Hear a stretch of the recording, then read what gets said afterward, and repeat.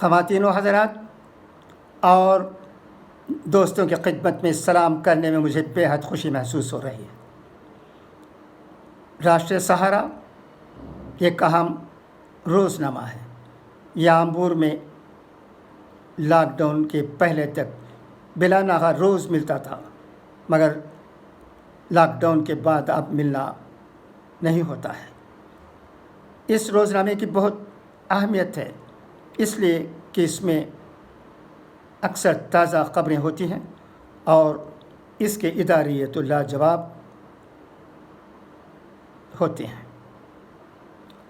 آج کا اداریہ بھی بہت خوب ہے۔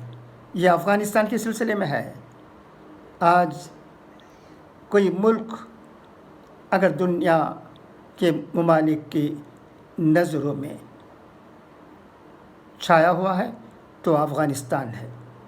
افغانستان کی حکومت چند ملکوں کے لیے باعث فخر ہے اور اکثر ملکوں کے لیے باعث زحمت ہے۔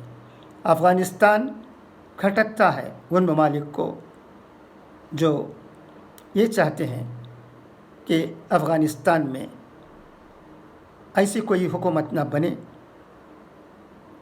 جو اسلام کا نام لیتی ہو، مگر سب جانتے ہیں کہ اسلام کے حقوق سب کے لیے برابر ہیں، مگر افغانستان میں لڑکیوں کے ساتھ جو سلوک ہو رہا ہے، اسے دیکھتے ہوئے دنیا کے ملکوں کا خیال ہے کہ یہ حکومت قدامت پسند ہوگی۔ آگے افغانستان کی حکومت جو کہ فی الحال ہے وہ کیا ثابت کرے گی، یہ دیکھنے کی بات ہے۔ خدا کرے کہ یہ چیزوں کو ٹھیک طرح سے سمجھیں اور یہ وہ کام نہ کریں جو دنیا کے ممالک کی نظر میں کھٹکے اور پھر سے افغانستان میں ایک بڑا مسئلہ وجود میں آ جائے۔ اس وقت افغان حکومت کو ملک کو بچانے کی بھی ضرورت ہے۔ وہاں تمام لوگوں کو اسلامی طریقے سے حقوق دینے کی بھی ضرورت ہے۔ صرف نام لینے سے کوئی فائدہ نہیں، کام بھی کرنے کی ضرورت ہے۔ بم دھماکے بھی ہو چکے ہیں، داعش کا نام آتا ہے، کون کرتے ہیں کیا کرتے ہیں ہم ہندوستان کو اس کے بارے میں پوری جانکاری نہیں ہے۔ ہم وہی باتیں کہہ سکتے ہیں جو کہ ہم اخباروں میں پڑھتے ہیں۔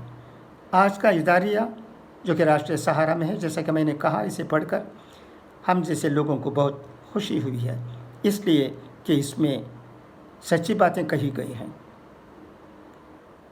اس طرح صاف گو ہونے سے ہی افغانستان کا مسئلہ حل ہو سکتا ہے۔ باتیں یک طرفہ نہ ہوں، باتوں میں صداقت ہو، اس کی بہت ضرورت ہے۔ تو آئیے اب میں آپ کو راشٹریہ سہارا کے اس ادارے کی طرف لے جاتا ہوں جس کا ذکر میں نے پہلے ہی کر دیا ہے۔ خدا حافظ۔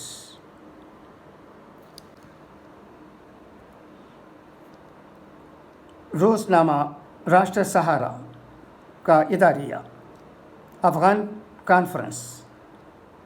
افغانوں کی قسمت میں نہ جانے کیا لکھا ہے، یہ اوپر والا ہی جانتا ہے۔ پچھلی 4 دہائیوں سے افغانستان تشدد سے متاثر ہے۔ پہلے روس کی افغان جنگ 9 سال تک چلی، اس کے بعد 15 فروری 1990 سے 6 اکتوبر 2001 تک افغانوں کو یہ ثابت کرنے کا موقع ملا کہ وہ امن پسند ہیں۔ ان پر جنگ زبردستی تھوپی گئی تھی، مگر وہ باہم دست و گریباں پر رہے۔ اس کے بعد طالبان کی حکومت بنی تو اس کی پالیسیاں عالمی برادری کی سمجھ سے باہر تھیں۔ وہ کہتے تھے کہ ان کی حکومت اسلامی حکومت ہے، مگر اس کے باوجود لڑکوں کی طرح لڑکیوں کو علم حاصل کرنے کا حق حاصل نہیں تھا۔ وہ حقوق انہیں نہیں دیے گئے تھے جو ان کے مذہب نے انہیں دیے ہیں۔ 7 اکتوبر 2001 سے افغانستان کے خلاف پھر ایک نئی جنگ شروع ہوئی۔ جنگ 30 اگست 2021 تک چلی۔ آج طالبان کا قبضہ ان علاقوں پر بھی ہے جن پر قبضہ 7 اکتوبر 2001 سے پہلے نہیں تھا۔ وہ مثبت باتیں کر رہے ہیں، عورتوں کو جائز حقوق دینے کی باتیں کر رہے ہیں، لیکن فی الوقت ایسا لگتا ہے کہ افغانستان میں قیام امن کا خواب پورا ہو جائے گا۔ بدامنی سے نجات پانے کی امن پسند افغانیوں کی خواہش پوری ہو جائے گی۔ افغانستان ایک مثالی ملک بن جائے گا۔ حالات کو دیکھتے ہوئے ہی ہر ملک افغانستان کو تسلیم کرنے سے ہچکچا رہا ہے۔ وہ وہاں کی تبدیلیوں کو دیکھنا چاہتا ہے۔ کچھ ممالک مثبت تبدیلی لانے کے کوشاں ہیں اور یہ چاہتے ہیں کہ افغانستان دہشت گردوں کا اڈا نہ بنے۔ وہ امن پسند لوگوں کا ایک ایسا ملک بنے جس کی طرف دنیا امید بھری نظروں سے دیکھے، جو دنیا میں مثبت تبدیلیوں کی امید بندھائے۔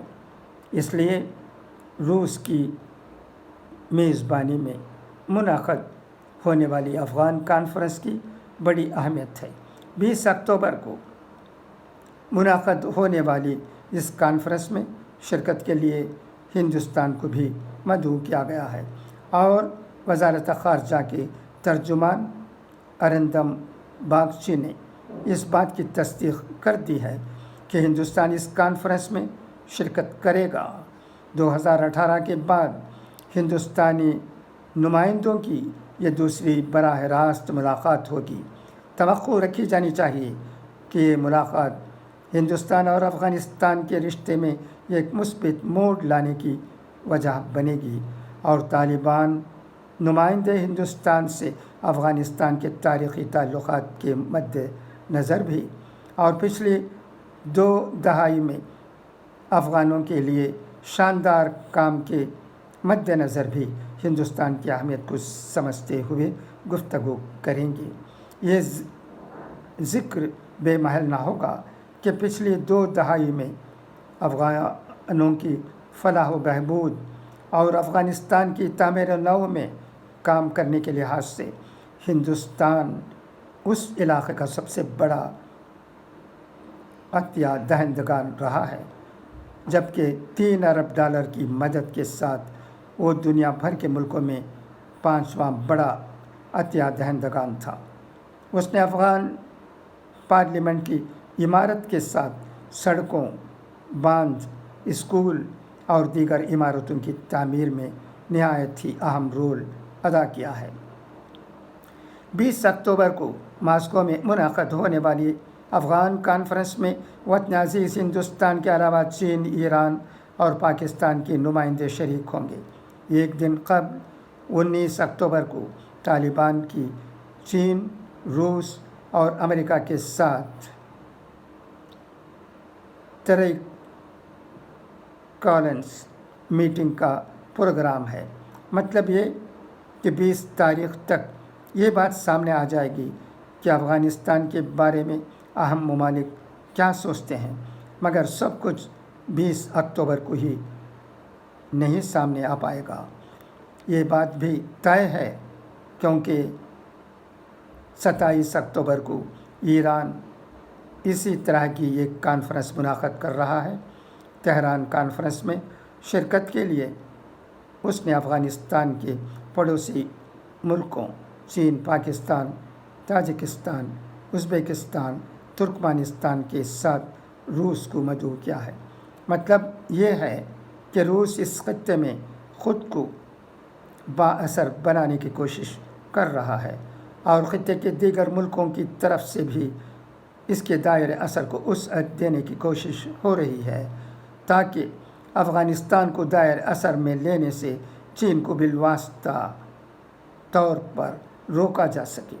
اس صورتحال میں وطن عزیز کو ایک ایک قدم محتاط طریقے سے اٹھانا ہوگا، اسے روس کو ساتھ لے کر آگے بڑھنا ہوگا، مگر روس سے زیادہ قربت کا اظہار امریکہ کی ناراضگی کی وجہ بنے گا، اسے بھی نظر انداز نہیں کرنا ہوگا، کیونکہ اس کے لیے جتنی اہمیت روس کے ساتھ کی ہے اس سے کم اہمیت امریکہ کے ساتھ کی نہیں ہے۔ چین سے مقابلے کے لیے کواد کی اہمیت سے انکار کی گنجائش نہیں ہے۔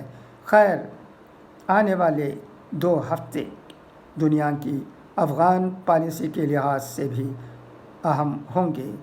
ان دنوں میں ہونے والی عالمی سرگرمیاں یہ بتائیں گی کہ افغانستان میں حالات کیا رہے ہیں اور افغانستان کے حالات کے اثرات دیگر ملکوں پر کیا پڑے گا۔ بہت ہی اہم اداریہ ہے۔ آپ بھی اس ادارے کو سن کر بہت سی باتیں سوچ رہے ہوں گے، اگر ہو سکا تو مطلع کیجیے گا، یہ بہت ضروری ہے۔